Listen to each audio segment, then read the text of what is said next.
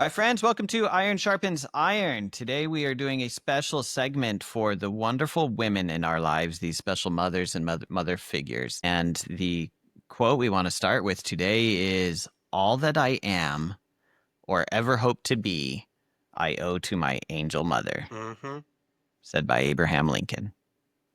So let's talk about it.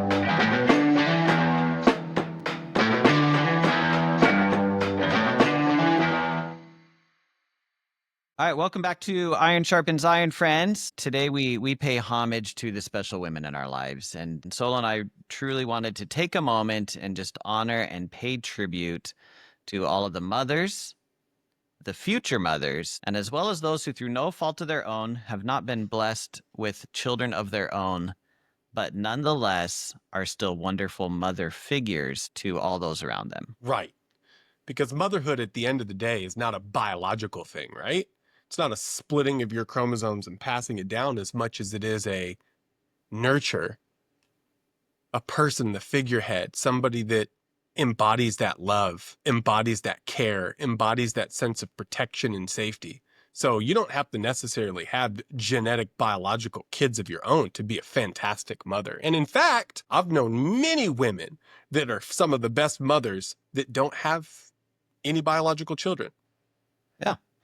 And, Solo, I know as you and I have been thinking through what we wanted to say today, Mother's Day can be a really hard thing for a lot of people, right? Sometimes mothers have recently passed or even have passed 10, 15, 20 years ago, and we still feel the ache of loss because, our lives, and I think everybody listening can agree with this, is that our lives have been blessed by many amazing women. And therefore, to all of the wonderful women who make this world a better place because you are a part of it, here at Iron Sharpens Iron, we honor you, we love you, and we say thank you for being you and a very happy Mother's Day. Happy Mother's Day, moms, mommies, mamas. I feel like you go through these steps, or at least I've seen my wife go through them, where you start as mama. And the mama phase is fantastic because they're little squishes. They're finally starting to talk. If you're like my boys, their first word was mama. Usually so, yeah. Then you grow up a little bit and you get into that toddler phase. And then someday, and it's heartbreaking, moms, I know it is, you graduate from mama to mommy. And that's a tough day because mama's littles and mommy, they're getting big.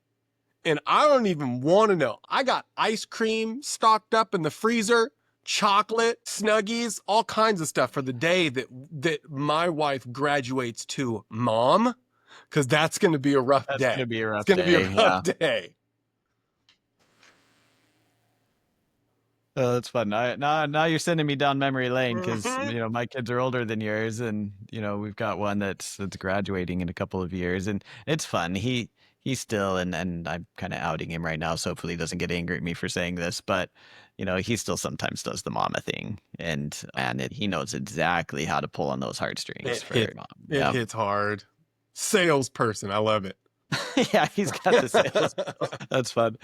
So, friends, we thought about the best way to really pay tribute to all of you wonderful women today. And I thought about writing a speech and highlighting all the things that mothers and mother figures do for everybody in their sphere of influence. And what kept coming back for Solo and I, and what really was speaking to our heart is just thinking through the examples and talking through some of the examples of the most influential women in our lives Yeah. and how they have blessed our lives. Now, it's not going to be a comprehensive list. We don't have time to share all of them, but we have picked a few examples from our lives that we hope will be valuable to our audience to hear about the impact these women had on us, which will help, I believe, illustrate the impact that each and every woman around the world can have on everybody around them. But before we do so, I did find a few quotes. I love looking through quotes of the different topics that we talk about because they get the creative juices flowing and they're very thought provoking. So I'm going to read a few of these, and some of these will make you smile and laugh, and some of them will probably make you cry a little. Mm-hmm. So we got a mix. So the first two are from anonymous sources. They didn't have a name attached, but says, if at first you don't succeed, try doing it the way your mom told you to do in the beginning. Ain't that the truth? That is definitely the truth. Says life doesn't come with an instruction manual. It comes with a mother. Mm, That one's a little more of a tearjerker there. It's so true. Rudyard Kipling famously said, God could not be everywhere, and therefore he made mothers. mm, Agatha Christie, a mother's love for her child is like nothing else in the world. really It is. knows no law, no pity. It dares all things and crushes down remorselessly all that stands in its path. It's a little tender, but also has a bit of mama bear in that one. Love it. Stevie Wonder said, Mama was my greatest teacher, a teacher of compassion, love, and fearlessness. If love is sweet as a flower, then my mother is that sweet flower of love. My man, Stevie. Yeah, and then the last one comes from our first president, father of the country, George Washington. My mother was the most beautiful woman I ever saw. All I am, I owe to my mother. I attribute my success in life to the moral, intellectual, and physical education I received from her. That's awesome. But I've thought on this topic, Solo, as you know, one of the wonderful women in my life passed away just a couple of months ago from cancer. So my mother-in-law Sandy is one of the best people I've ever known. Really? And I want to share a tribute I wrote for her before she died, and I share it here because I believe it will help illustrate to all of our listeners what we want to focus on today, and that is the impact that each of you have on the world. You make us better because of who you are. And my mother-in-law, Sandy, she was really just a second mother for me. And she's a great example of somebody who did that, right? She just made people around her better. She was unable to bear children of her own. And therefore, she adopted two girls, one of whom is my wife. And she didn't lead a life of fame and worldly acclaim, but worked in what some would consider a thankless job. She was an elementary school librarian. But in that job, she was able to positively influence the lives of hundreds of young children, if not more. Outside of work, she spent decades serving in the Young Women's Organization at her church, as well as with different groups in the community. She's part of PTO boards and all sorts of things. And she led a life. It's never going to make it to the evening news. But at her memorial service, you wouldn't believe how many people flew in from around the country, and they just shared all these stories of how she impacted them. And so the poem I wrote is titled Impact. And, I wrote this for her while she was soon after she was diagnosed with terminal cancer. And it goes like this. Like I said, it's called Impact. It says, how do you pay tribute to one such as she, a grandma, mother, and friend, all three? How do you measure the impact of all that she's done to bless lives all around her? Yes, everyone. Let's start with the girls she brought into her home, where nothing but kindness and love were shown. That love was passed forward, and grandchildren now learn the same Christ-like lessons, for now it's their turn. There are countless young women whose lives were all blessed through the service of she, who sheltered them in her nest. Like a gentle mother bird, she watched over each youth, as through word and each deed she taught them the truth. Caring not for herself, she has served all her days, a true disciple of Jesus, with love in her gaze. Though her steps start to falter and her eyes may grow dim, her life's great example still brings others to him.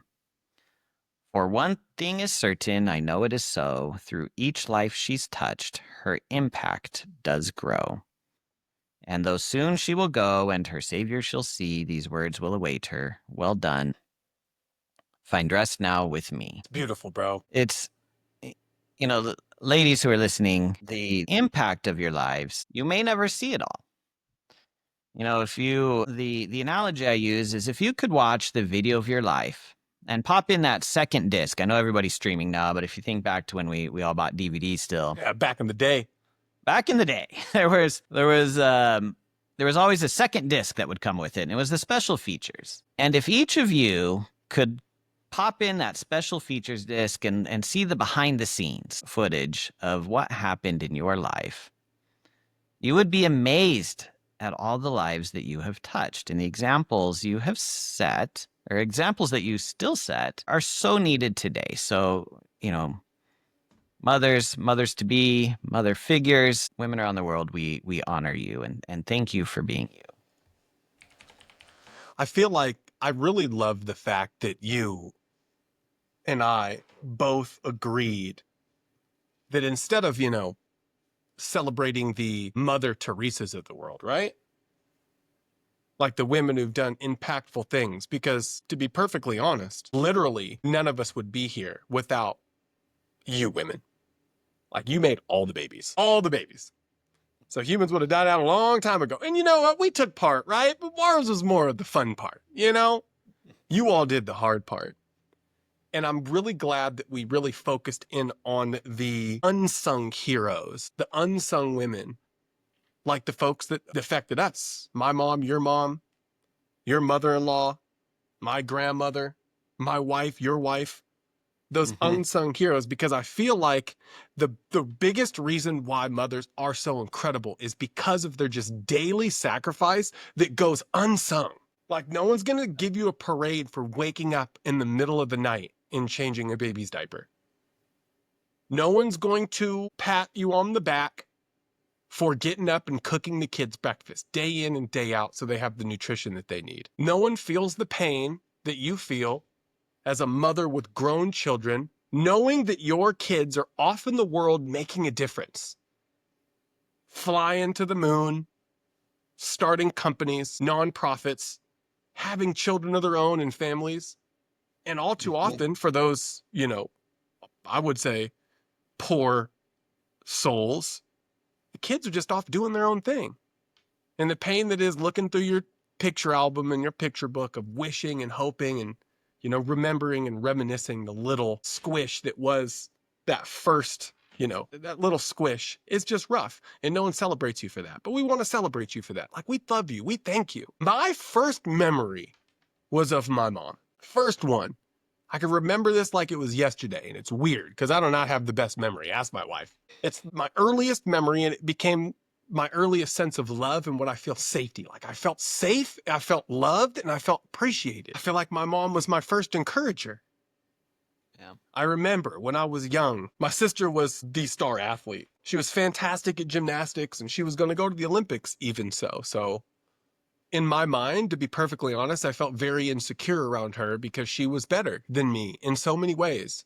And I remember watching Aladdin and singing A Whole New World. You remember that song where they're on like the carpet or whatever? And I was singing it. And I kind of want to hear you sing this right now. hey, you So don't I want won't me put to you on the sing it. spot It's though. only a mother's love, right? And she looked at me with pride in her eyes and her face lit up and told me how good of a singer I was or how proud she was of me. And it just Mhm. hit me. And I remember my sister said, I could sing too. And she looking at her and said, honey, you could do a lot of things, but your brother's the singer. He has a beautiful voice and we should encourage him to keep singing and you keep going after it. And I remember like I felt valued then too. Like I felt like I mattered too. I was looking at her doing all these flips and things and I was valuable too. Like I had greatness in me too. And she always encouraged that. She always poured that into me. And she's always, even to this day, the person that I call when I feel less than, when I feel scared, when I feel that imposter syndrome that we talk about all too often. She's the one that I go to. I love that. There's the famous story of Thomas Edison where he comes home with a letter from school addressed to his mom. And he takes it to her and she opens it and she reads it. And he asks, what does it say? He's all worried that the principal's like In upset trouble. with him or whatever, right?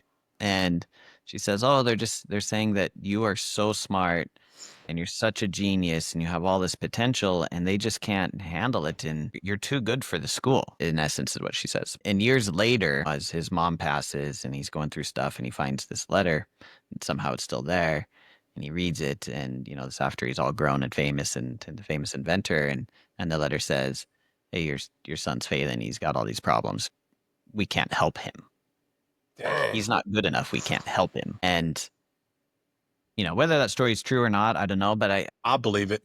your story reminded me of that. As moms, they just have this innate ability. Like it's just bred into them somehow where they just have that love, right? Like Stevie Wonder quote of, if love is, the sweet flower and the moms are the flower of love. And they just get that. My mom, she grew up in a very backwards town, and there was a lot of just ignorant, backwards people there. And she suffered various challenges as a result. And she finally got out of there and moved away and tried to make something better for herself. And she, found what she was hoping was going to be a fairy tale life and, got married and had my brothers. And, that fairy tale wedding and life unfortunately broke apart and for a variety of reasons, she chose to break off that romance and marriage. And, later found my dad and had me and my sister. And she's gone through so much in her life. Mm-hmm. And these challenges that she's faced and these heartaches and heartbreaks that she's faced over and over, they could have turned her into someone just very bitter towards God and bitter towards the world. And instead, she just turned to her faith and service. And I remember very vividly, going through job loss, like I've talked about on here before. I called her all the time. And I'm just like, Mom, I'm hurting or I'm just feeling depressed. And I'm going through one of the toughest things I've gone through personally in my life. And she just had all these words of encouragement and love and support for me. And only after it was over and after I was employed again did I find out that at the same time as I'm just pouring all my problems to my mom and she's there carrying me and supporting me through it, that she was going through something just ridiculously hard on her own Really? and didn't talk about it. And that example of service and just love for her child, and it's not just me, it's my siblings too, of course, and her grandchildren. It's just that love and concern. She put herself completely aside and her problems and everything aside to just be there for me and help me through what was one of the toughest things I've ever gone through as a person. So, Mom, I love you for it. I love you And, too, and Mom. thank you for being you. I feel like that's like a cornerstone of mothers, is the ability to sacrifice for like yourself for others. And I don't even know how they do it. There was a Father's Day, like I got pulled up on stage at my church for Father's Day, and we were talking about fatherhood and having kids and how does it change you. And one of the things that I said is I never realized how selfish I was until I had kids. And the sacrifice that it takes to be a decent father, because I wouldn't even be so bold to say I'm a good father, decent father, it's just crazy. You have to sacrifice all of the things that you're truly entitled to. You have to sacrifice your entitlement to sleep. You have to sacrifice, your entitlement to the money that you make. You have to Yep. sacrifice your own emotions. You have to sacrifice all these things. And I am like an F, I'll say a D minus student, where my wife, and looking back, my mother, grandmother, A plus. My wife especially, I see her every day. Like every day. She's tired and she wakes up. Why? Well, I want you to be rested for work so you could do this, that, and the third. So she sacrifices for me. Why? I want the boys to have a good meal in the morning because I want them to have the nutrition that they need to grow and be strong. Like, why? Because they're up and they just want to be with us and I want to give them a hug and I want to be happy. Daddy is not happy at 6:30. You wake daddy up? Daddy, I want some eggs. You better get real. You ain't getting no eggs right now, bro. You're going to get a grumpy, go back to bed type of daddy. But mommy always has a smile on her face, always is happy, and always sacrifices what she is entitled to. Sleep, feeling crummy in the morning, just this stuff that you don't even think about before you have kids. And she does it constantly. It's not just sometimes, it's like constantly. Like, I can't even handle how good she is at sacrificing for these boys, for me, for our family. I can't even fathom and comprehend the type of work ethic that she has. It's like you're able to wake up at the crack of dawn and take care of these boys and make sure the house is clean and make sure that we're taken care of. Every single shirt that they wear, she's bought. She knows the sizes. Every Hmm. pair of shoes that they have, she's bought. She knows the sizes. All of the spaces in the drawer where they're at, all of the education, the 1, 2, 3s and the ABCs, and the don't touch that and put that down, all of that was given by mommy. And I contributed. but I was more of like an alley-ooper. She's the one dunking the ball. She's the Yeah. one driving down court and breaking ankles. I'm just on the sideline, yeah, or I'm feeding her the ball because she's just better. And I think that that is something that I personally got from my grandmother. So my grandmother was the matriarch of our family. She was the leader. It's like, hey, what are we eating for dinner? Ask Grammy. Hey, can we go to the Yeah. park? Ask Grammy. Hey, what are we doing this weekend? Ask Grammy. So Grammy was the one. She was the leader. And she still to this day, actually, you know what? Let me just, to this day, Bertha D. Solomon. Aw. Fantastic mother, woman, American, everything that you could think of. So her and my grandpa were married for almost 70 years. Long Wow. time, bro. Long time. And I Long remember time. on their 6th wedding anniversary, I asked my grandpa, I said, Grandpa, how do you find a Grammy? I can't find a Grammy to save my life. This time I was single, in shambles. And he starts smiling. And my grandpa was always a happy person, but he was more stoic than he was like excitable, like me, bouncing off the walls. So him getting like Mhm. excitable and happy was kind of like, whoa, he's about to tell me some good stuff. So he leans in and he says, Grandson, me and your grandmother have stuck to a decision that we made over 60 years ago. And I'll tell you what that decision was. We decided that we were going to split our roles in all of the big decisions, no matter how big they were or how much we disagreed, as the man in the relationship, we would trust my judgment. In all of the little decisions, no matter how many of them there were or how much we disagreed, as the woman in the relationship, we would trust her judgment. And he leans in and he gets all smiley. And he says, and grandson, in the last 60 something years, I have yet to make a big decision. So ask your wife, trust her, follow her lead, because she knows how to love, she knows how to care, and you protect her with everything that you've got because she's your most valuable commodity. And I took that and it still lives in my heart to this day.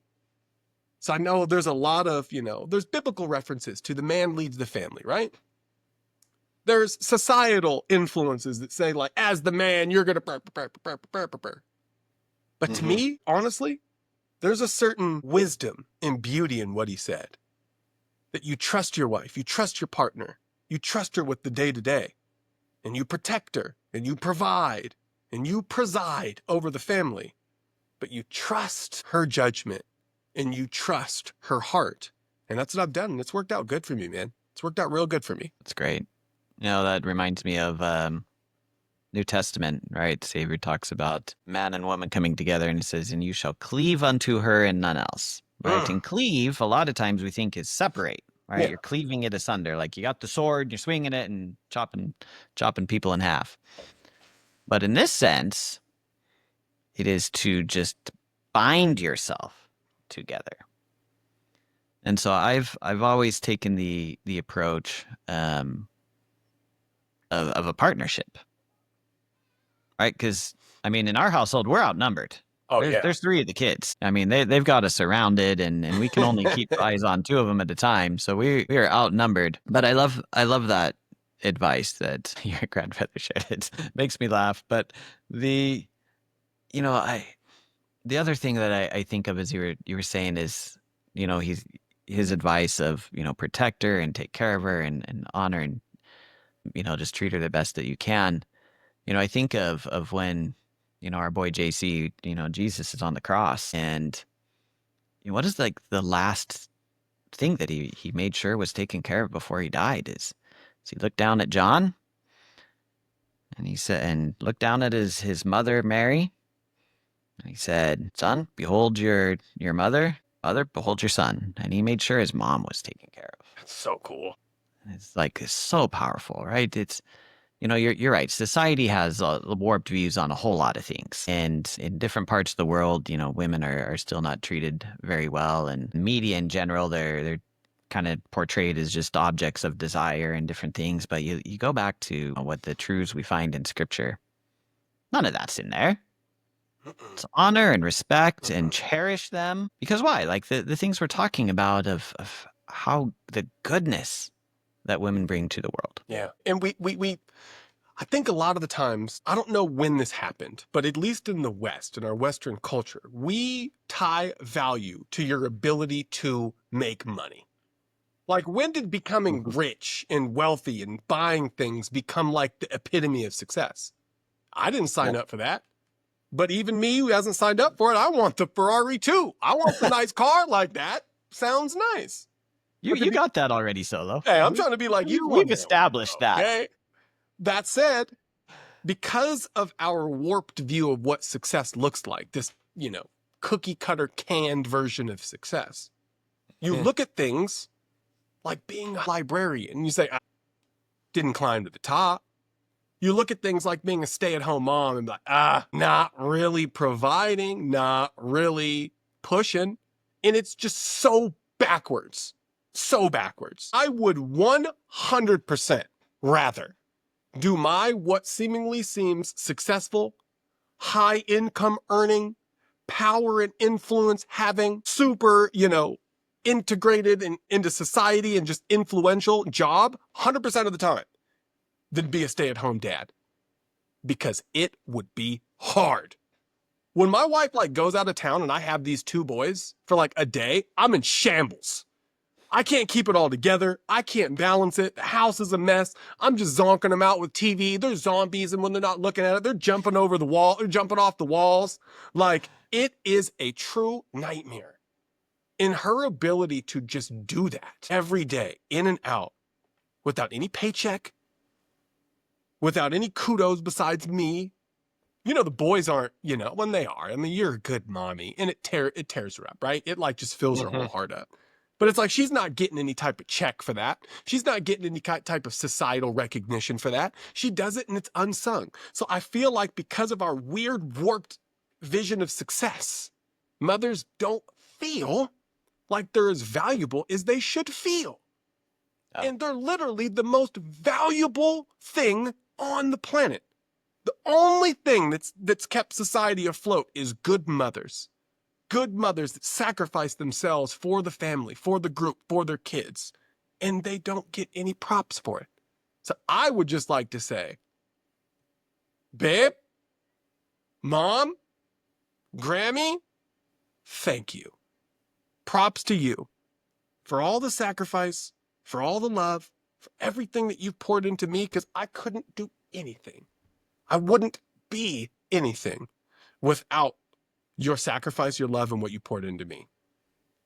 And that's for real. Amen. Amen to that, Solo. It's interesting you talk about when mama goes away. So Bro. while Elisa's mom was after she got diagnosed, Elisa went out there and she was gone for 2 months. No. I was single dad 2 months straight. Oh. It was not easy. It's amazing we were all still alive by That's the what end of I'm saying. it. And I think the only thing that got us through, because I love to cook, so it was okay to make food sometimes. But if work was going long one day, the kids are all, I'm hungry, I'm hungry. I'm like, Figure it out. figure out what's in the pantry, guys. Yeah. This ain't happening. There's a few reasons we got through it. One is the age of the kids. They were at school all day, so I didn't have them at home during the day while I was working, and Crucial. have a great boss who was very understanding of the whole thing, and so I was cutting out a little early a lot of the days when I could. But the kids being pretty self sufficient definitely was key in Your this. saving grace. But the other thing, because they have all the activities, so just keeping them fed and alive and showered and all the stuff, great. Like that's its own thing. But then they got all the school stuff and the activities. And while Elisa's out there with her mom going through all of that, she was still taking the time to message me and say, hey, did you see this email from the school? And hey, make sure you take care of this. And she's still organizing the household Still from the other side sacrifice. of the country. Yeah. That's so cool. Like, how she found the bandwidth to even do that Crazy, isn't it? while taking care of her mother, I have no idea how that happened. And second, we had a few families from church, but there was a couple sisters in particular. And coincidentally, they're both Brazilian, and Brazilian people And the Brazilian women in particular are just some of the most caring people in the world. And they're so just loving and willing to serve and help. And so there are a couple of them that kind of adopted me for a couple of months, and they would bring food and went out of their way to help. And you know, I would have been lost, except for my wife who's dealing with her own stuff, but still trying to make sure I'm staying organized. And then a couple others who adopted me and, made sure that the kids were actually getting something to eat, because they didn't have a lot of confidence in Jacob Anderson to take care of things for that long. Nor should they, right? Like daddies, like daddies are for different stuff.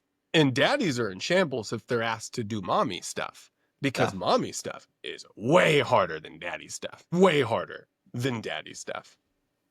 But yeah, I mean, I tell you, thinking of Elise and all she did, it was kind of funny because she came home, and she starts like kind of going through the activities list. And did you take care of this? Did you take care of this? Did you take care of this? Nope, She's like, nope, I sent nope. you all this. I'm like, we're alive, honey. Yeah, like we made it. Like we made it. We're a couple We're pounds okay. lighter, I'm sorry, yeah. but all the I's are not dotted and all the T's are not crossed, and probably none of them. Exactly. Yeah, we got a lot of L's, lowercase, happening in the house right now.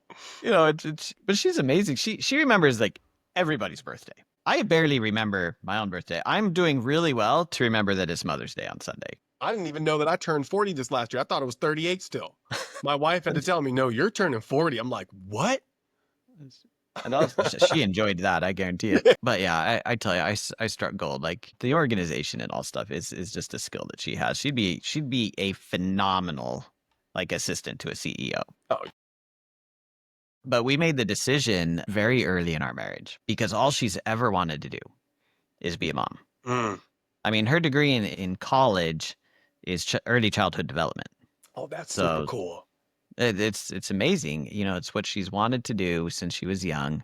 And I know it comes from her grandmother and her mother and seeing them and all of that. But she just has this instinctual skill with all the things that make someone a great mom. And so we made the decision when we were first married that I'm going to do everything I can to provide for the family so that she can, live out this dream of hers Right. to just be a mom and stay at home as long as she can. But you're talking about the worldly acclaim and society pressures to work and do all these things, and that has come up multiple times since. Mainly after the kids started graduating from elementary school and into middle school and high school and things. she's gone back and forth, and it's been a real struggle for her because she wants to feel like she's contributing, Right. but she is Like more than anybody else in the huge. family. Yeah, Yeah. doing far more than me being here in my office every day. You know, and it's not just with her own kids because they all adore her. I am a morning person, so 6:30 in the morning, I'm not cranky like you were saying before. Like 6:30 is rough on Solo. Like I'm a morning person. I get up and we made this deal that I will get up early because she's not. She's the opposite. Nice. She's the night owl. I go to bed and she's still What like time you go to bed? half charged battery. Yeah, me too. What time you go to bed? Like 10:30. Like if I'm up past 10:30, I am useless the next day. Really? See, I'm like at 2, 3 o'clock in the morning, just natural circadian rhythm. I have to force myself to go to bed at like midnight, 1 o'clock. Oh, we will be watching a movie together after the kids are in bed. We'll be watching a movie. And without looking at my phone, I will just grab the controller, stop the movie, and then I'll look at my phone and it'll be like 10:15. Yeah. I mean, my internal You're clock on is, it. Yeah. and she'll be like, "Come on." Yeah, come on. Let's just finish It's it. like It's it's the like, best honey, part of the movie. you finish it without me. Yeah, it's like it'll take us like a week to watch them, but the but no, so we made the deal that I'll do the early stuff, and then now that she'll be up late with them, and so I'll go to bed. I don't know what time she comes in. It's probably 1, 2 in the morning, and but she spends that time talking to the kids. She'll sit in the bed with them and start talking, and they start opening up about things, and she'll just have all these conversations, and they just adore her for it. Mm-hmm. But it's always putting herself last. We'll talk, and I'll give her a gift card to go, say like, go get something for you. Like Do this is something for literally you. a Yeah. present for you. Take a nap. Go do something. And she'll come home with something for the kids. That's awesome. Like, honey, come on. That's awesome. You know what I think is funny? And I've seen this time and time again. every good mom thinks they're a terrible mom.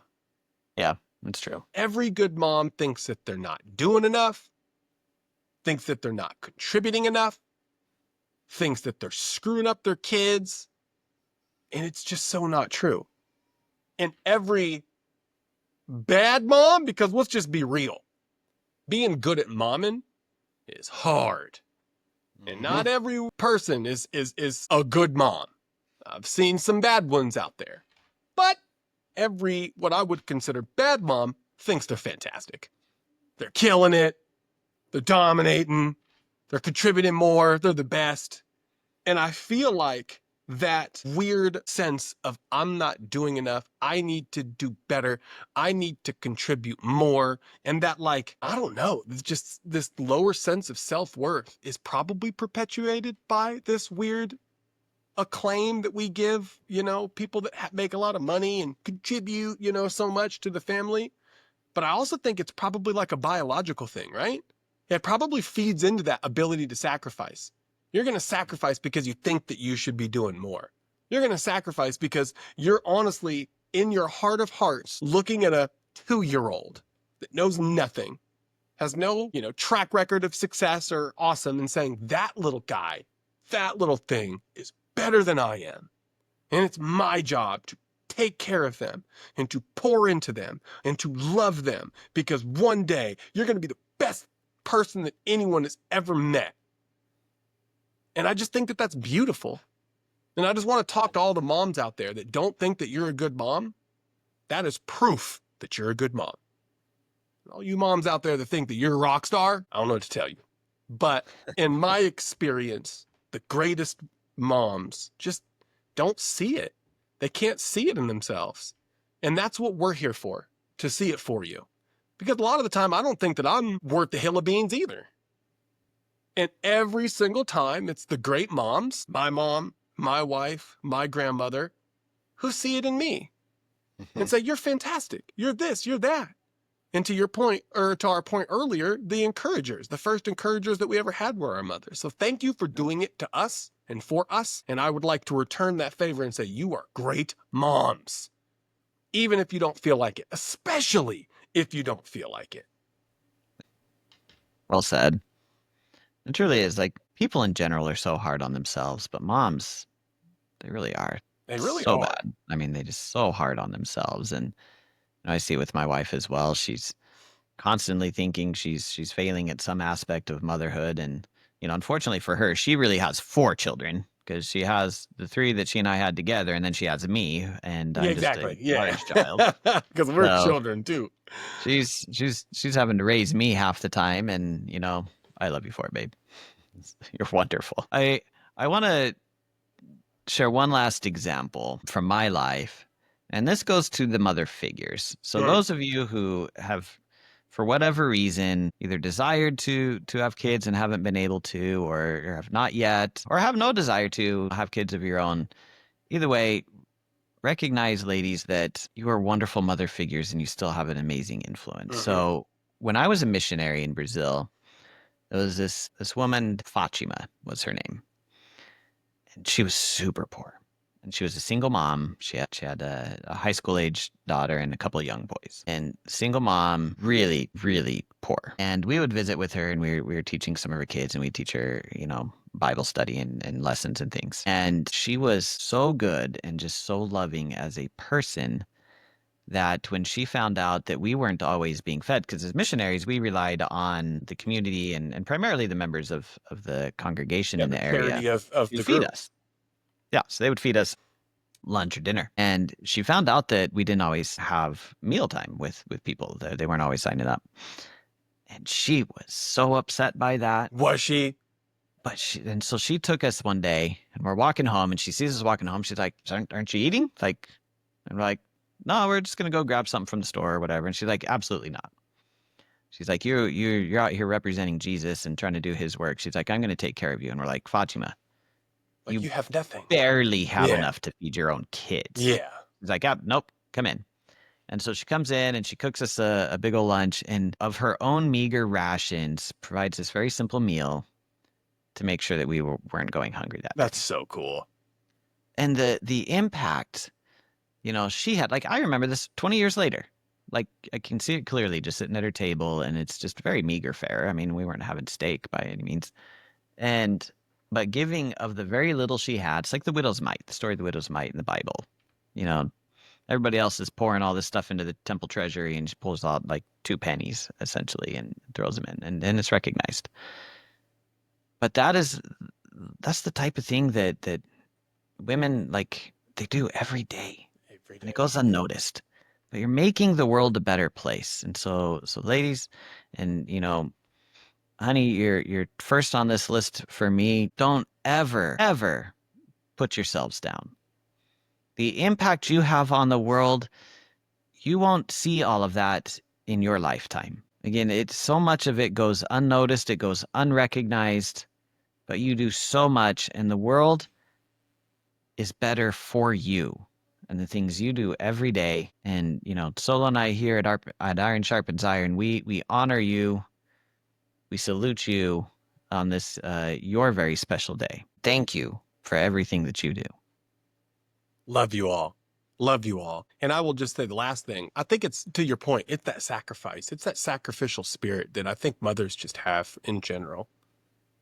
Like, I can't tell you how many times I echo what you told me that you experienced with your mother-in-law, or I'm sorry, with your mother when it comes to you going through that tough time and her going through something even tougher, but being there for you.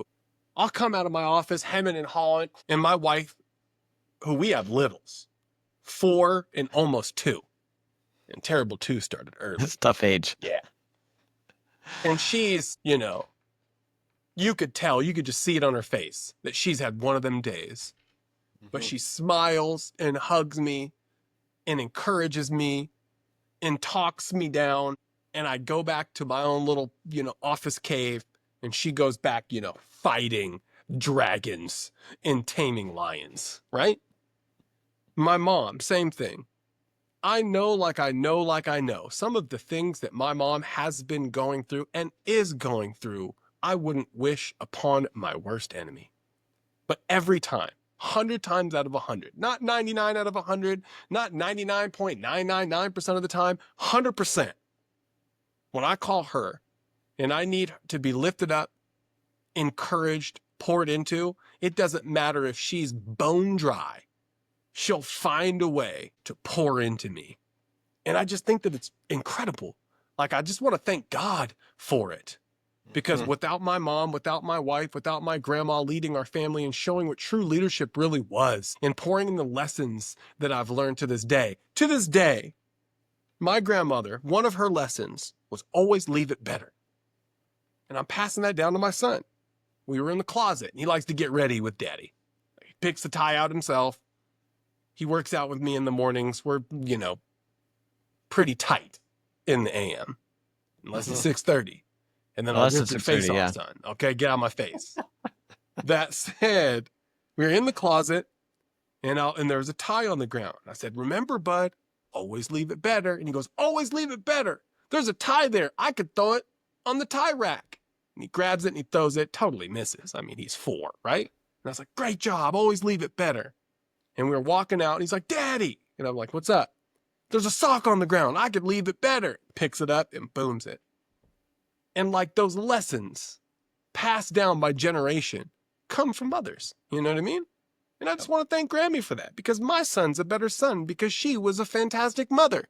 And it's like literally generations down the line will be impacted by the sacrifice and the leadership and the lessons that you've imparted to your children that you at the time will get no kudos and not ever understand the ripples of what your impacts do in the pond of life. It's crazy. I haven't sent. Heaven sent. So ladies, happy Mother's Day. Happy Mother's Day. Happy Mother's Day. And thank you. Thank you for everything. We love you. Thank you. We love And you. what more is there to say besides y'all are better? You know it. Y'all are better. That's true. You won. You've won the race of life. You're better. Society might trick you, but they're lying. That's You're better. no way to argue with that. Y'all are the best. See you next time. Love you.